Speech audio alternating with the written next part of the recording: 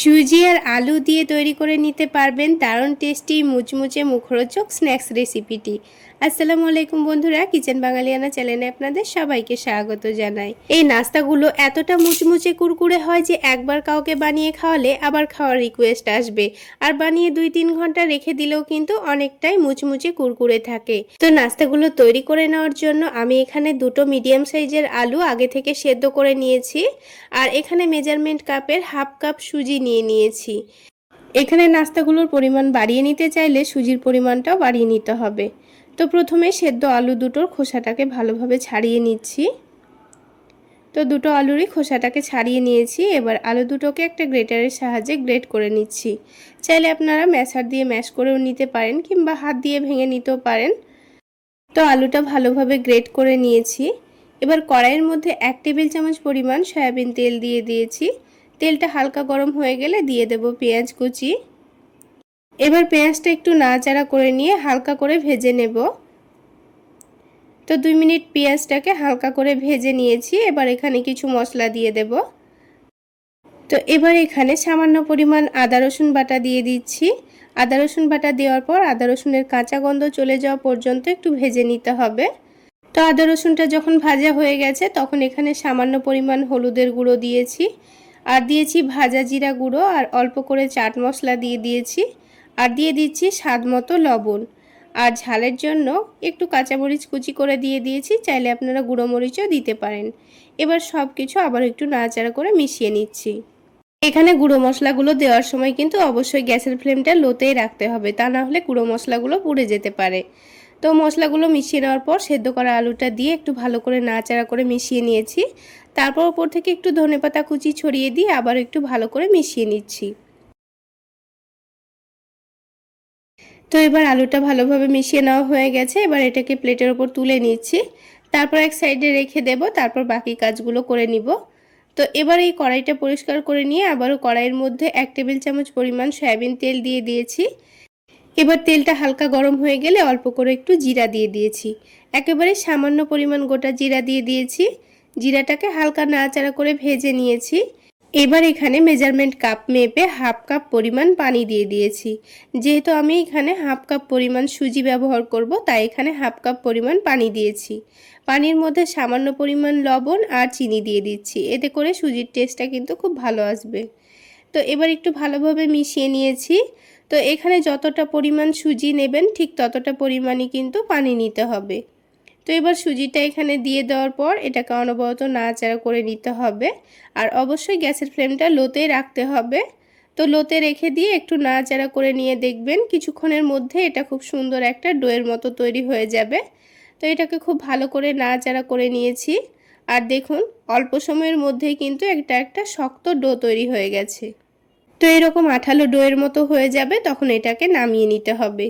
তো এবার এটাকে প্লেটের মধ্যে নামিয়ে ঠান্ডা হওয়ার জন্য রেখে দেব। ততক্ষণে বাকি কাজটা করে নিচ্ছি। তো এবার এটাকে এক সাইডে সরিয়ে রেখে আলাদা একটা বাটির মধ্যে 2 টেবিল চামচ পরিমাণ ময়দা নিয়ে নিচ্ছি। তারপর এখানে দিয়ে দেব 1 টেবিল চামচ পরিমাণ চালের গুঁড়ো।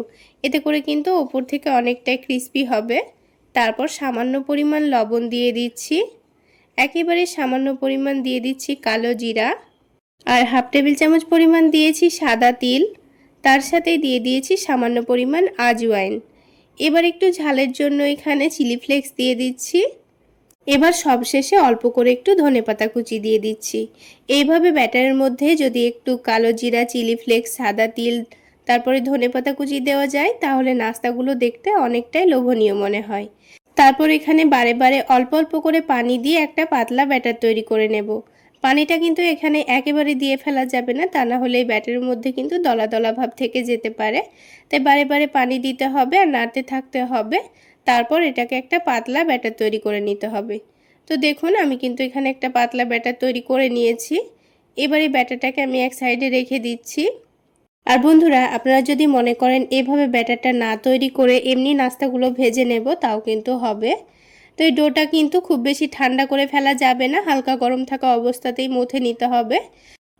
তো হালকা গরম থাকায় কিন্তু আমি সুজিটাকে একটু ভালো করে মথে নিতে হবে। একটু হাত দিয়ে চেপে চেপে খুব সুন্দর করে মথে নিলে দেখবেন খুব সুন্দর একটা স্মুথ ডো তৈরি হয়ে যাবে। একটু ভালোভাবে মথে নিলে কি হবে, ডোটা যখন বেলবো তখন কিন্তু একটুও ফেটে ফেটে যাবে না। তো কিছুক্ষণ মথে নেওয়ার পর দেখুন ডোটা খুব সুন্দর একেবারে নরম আর একটুও ফেটে যাচ্ছে না। তো এইরকম করেই মথে নিতে হবে। এবার এখান থেকে ছোট ছোট করে আমি কয়েকটা লেচি কেটে নিচ্ছি, যেহেতু আমি নাস্তাগুলো একেবারেই ছোট সাইজের তৈরি করে নেব, সেই জন্য এখানে ছোট ছোট করে লেচি কেটে নিচ্ছি।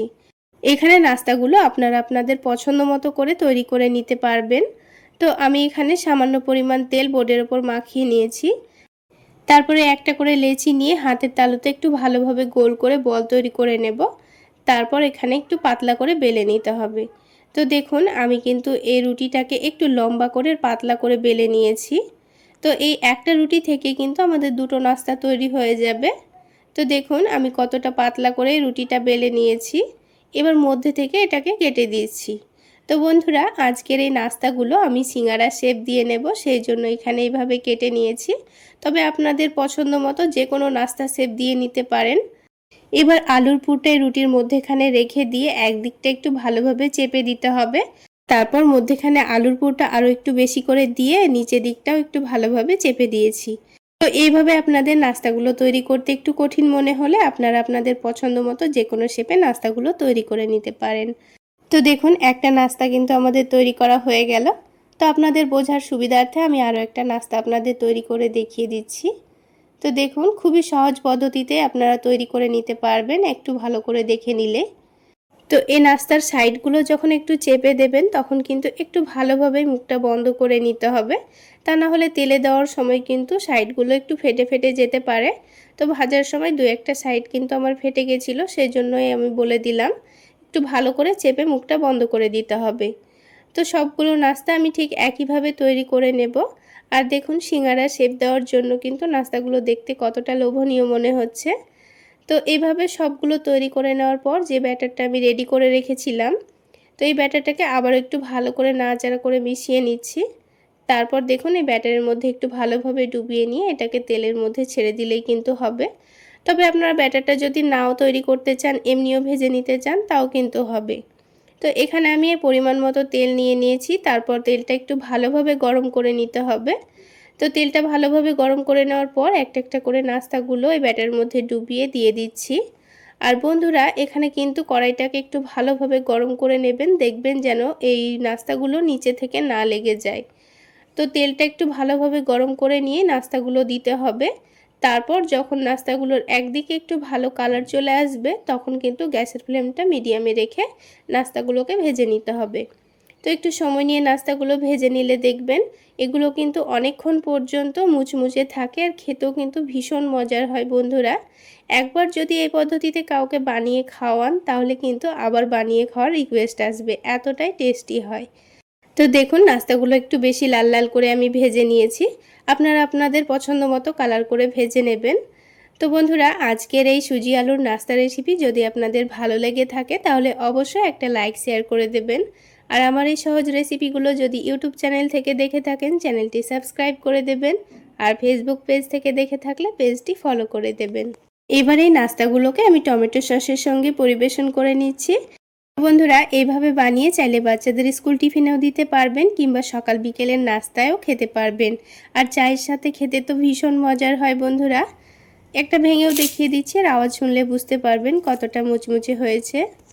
তাহলে বন্ধুরা আজকে এই পর্যন্তই। সকলে অনেক বেশি ভালো থাকবেন, সুস্থ থাকবেন। দেখা হচ্ছে আরও একটি নতুন রেসিপি নিয়ে নেক্সট এপিসোডে।